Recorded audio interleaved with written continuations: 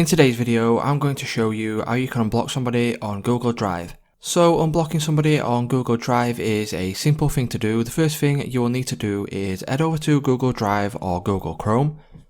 Once you are on either of these pages, what you can do is come to the top right hand corner and click on your profile picture here. So once you click on that, you will need to select Manage Your Google Account.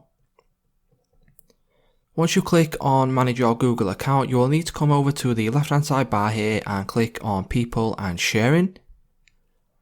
Once you click on People and Sharing, as you can see under Contacts, there is now an option for blocked users. So if you click on blocked users, you will get a list of all the people you have blocked on your Google account or on Google Drive. All you simply need to do to unblock them is simply click this X at the side of their name or their email address.